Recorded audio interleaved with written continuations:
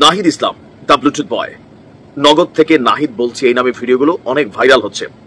গেল পরশুদিন থেকে নাহিদ ইসলামের সাবেক বিয়ের 150 কোটি টাকা হাতিয়ে নেওয়ার যেই অভিযোগ তুলেছিলেন রাশেদ খান, সেই অভিযোগ নিয়ে নাহিদ বলেছেন তার সাথে তার কোনো সংশ্লিষ্টতা নেই।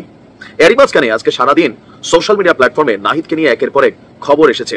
একটু আগে, মাত্র ঘন্টা খানেক আগে, স্বাধীন নিউজ 24/7 blogspot.com এই ওয়েবসাইটটি একটা নিউজ প্রকাশ করেছে যে সাবেক উপদেষ্টা এবং জাতীয় নাগরিক পার্টির আহ্বায়কের বাসায় সেনাবাহিনীর অভিযান এবং সেখানে নগদে 300 কোটি টাকা জব্দ করা হয়েছে। আর এরপর সেনাবাহিনীর হাতে গ্রেফতার হয়েছে নাহিদ। আর মুহূর্তের মধ্যেই এই নিউজগুলো সোশ্যাল মিডিয়া প্ল্যাটফর্মে ভাইরাল হয়ে গেছে। অনেকে আলহামদুলিল্লাহ বলেছেন, অনেকে বলছেন একদম জায়গা মতো করছে, নানানজন নানানভাবে উল্লাস করছেন। তবে যারা সচেতন মানুষ তারা নিশ্চয়ই বুঝতে পেরেছেন বিষয়টা কতটুকু সত্য। আসলে বিষয়টা হচ্ছে সম্পূর্ণ গুজব। নাহিদ ইসলাম যদি গ্রেপ্তার হয়, প্রথমে আমাদের গণমাধ্যম যেগুলো মূলধারার, আমি আবারও বলি, অনলাইনে আপনারা আমাদের রাজনৈতিক দলগুলোর যে অফিসিয়াল পেজ আছে বা তাদের নামেও ভুয়া পেজ আছে। কেন ভুয়া পেজগুলো? এই কারণেই যে আওয়ামী লীগের নাম দিয়ে একটা ভুয়া পেজ তৈরি করে এখন 10টা ইউনুস বিরোধী পোস্ট দিলে সেখানে আওয়ামী লীগের নেতা কর্মীরা মনে করবে yes Awami League supporter team. আবার বিএনপির নামে একটা পেজ তৈরি করে সেখান থেকে ইউনুসের নামে 5টা পোস্ট করলে ইয়েস, জামাতের নামে 5টা করলে ইয়েস, জামাতের তারা আবার বাঁশের কেল্লা, কাশের কেল্লা, এরকম বিভিন্ন পেজ তৈরি করে।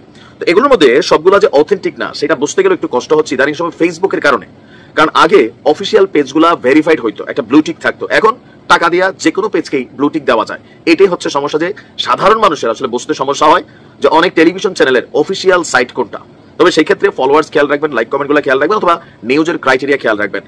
যেই খবরটা ছড়িয়েছে যে আপনার জাতীয় নাগরিক পার্টির আহ্বায়কের বাসা থেকে 300 কোটি টাকা জব্দ, সেনাবাহিনীর অভিযানে গ্রেফতার নাহিদ শীর্ষক শিরোনামে প্রকাশিত এই প্রতিবেদনটি স্বাধীন নিউজ 24/7 blogspot.com তাদের ওয়েবসাইটে খুঁজে পাওয়া গেলেও প্রতিবেদন প্রকাশের তারিখ ও দৃশ্য প্রকাশক হিসাবে সময় টিভির লোগোটাও ব্যবহার করা হয়েছে যেন মানুষের কাছে এটা বিশ্বাসযোগ্য হয়।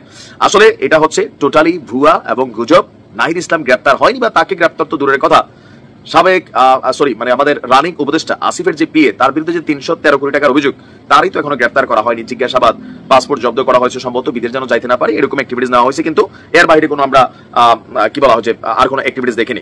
তো এই খবরটা সম্পূর্ণ ভুয়া, বাট অনেকে এটা নিয়ে সত্য মনে করে ফেলছেন। ওই যে মাঝখানে বললাম যে ফেসবুকের কিছু টাকা কামানোর ইস্যুগুলাতে সাধারণ মানুষ বিপদে পড়ে যে কোনটা সঠিক কোনটা ভুল। আমার নামেও অনেকগুলা ফেসবুকে পেজ আছে, ইউটিউবেও দেখবেন বিভিন্ন চ্যানেলে ভিডিও আপলোড করে।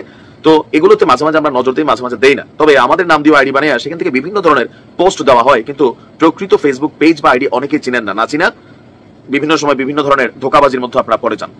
যাই হোক, নাহিদ ইসলাম ফ্রি আছে, তিনি গ্রেপ্তার হননি, আর তার বিরুদ্ধে পার্সোনালি অভিযোগ নাই। তার সাবেক তিনি সাবেক উপদেষ্টা এবং তার যে পিএ, তার বিরুদ্ধে অভিযোগ আছে। এটা খতিয়ে দেখা হচ্ছে। ভালো থাকুন।